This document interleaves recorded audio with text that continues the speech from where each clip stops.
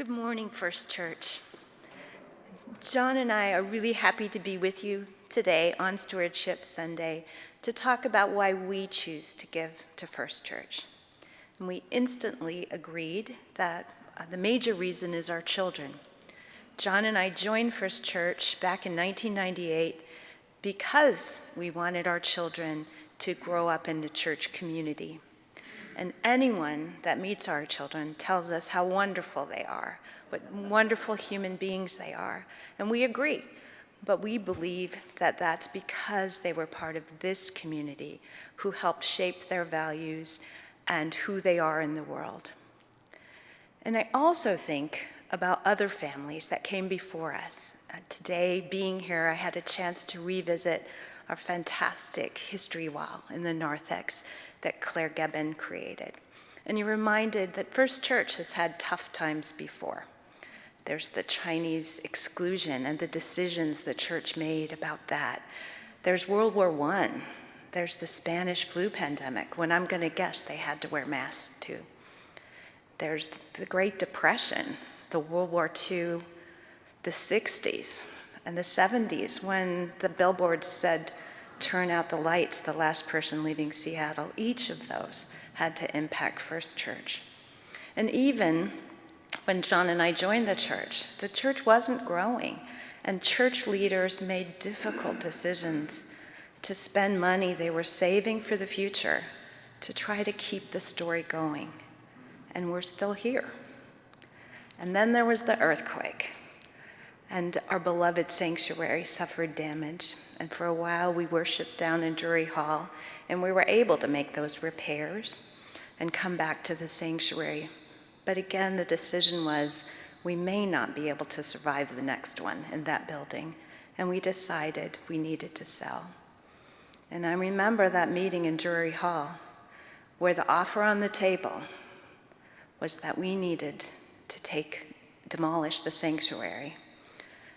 And we made that decision together because we knew that the building was not the church. We were the church, and we were responsible to keep that story going. And then a miracle happened, and Kevin Daniels made another offer, and that building is still there. It's not a church, but it's still part of the legacy of First Church in Seattle, and we are here in this building. So we are heirs to the story, we add our own story, but more importantly, we're also the shoulders of which the story needs to continue. So John wants to talk about this moment in time. Yeah, good morning. I'm also co-chair of trustees, and that has given me some insights into what it takes to run this building and how much money it takes. You get a glimpse of what it takes if you look through that window. It's a massive HVAC system that resides on top of the roof that's very expensive to maintain. It all takes a lot of money. I sort of have to slap myself and say, this is our building, because we were sort of locked into the confines of our old building, which was wonderful down there, but I recognize the struggles my wife mentioned that we overcame. It's a big deal. We are starting to get a little optimistic now with the center events and the parking garage revenues, a slight uptick. But you can imagine 20 months ago, a third of our revenue just went away. No one could have predicted a pandemic. And the garage basically shut down, and so did a lot of our revenue stream. So, as I mentioned, I'm optimistic, but we're still going to try to get every dime we can out of the parking. So pay attention to, as an aside, the communication with the church staff about use of the garage outside of our Sunday services.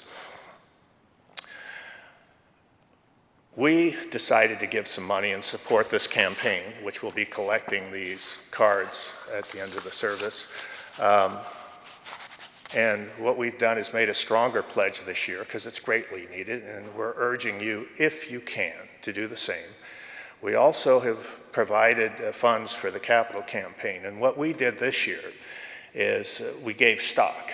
I look back on 20 months ago when you thought the financial world was going to fall apart. But instead, Wall Street went crazy. And many people suffered in spite of that. So what we've done is taken stock that we own, that appreciated, and gave it to the church with appreciation. And we have, there are no capital gains on that. It was extraordinarily easy. Melinda, our highly competent church office manager, can give you all the details you need. We have a brokerage account. It was easy, it's done. So we feel that was a nice way, a convenient way, and an easy way to donate to the capital campaign. I sometimes view this through the lens of, why am I someone who should encourage you to give to the church? I can only frame this in what it's done for our family. Of course, there's our children, but I can echo what it's done for me, and that is, I didn't grow up in a church, and when we walked in 1997, we were immediately made Sunday school teachers, and I had no idea what I was doing. But I learned so much from the children. I learned so much from the young adults in the group, and I'm grateful for that experience. It helped me grow.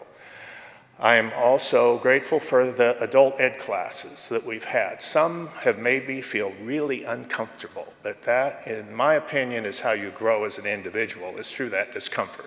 And I'm grateful for the people that teach those. I'm grateful for the content. I'm also grateful for the opportunities shared breakfast provided. We were fortunate to be there at the startup of shared breakfast when it was called Share Breakfast, because it fed the 40 men in the Share Shelter, which was in our church in the mid-90s. And that experience really helped dissipate or blur the distinction I had between us and them, the people off the streets and so forth. And I've grown a lot through that, and I don't know where else I would have gotten that experience. Lastly, it's the elders of the church that we encountered today and back in 1997 when we walked in that left a really large imprint on all of us.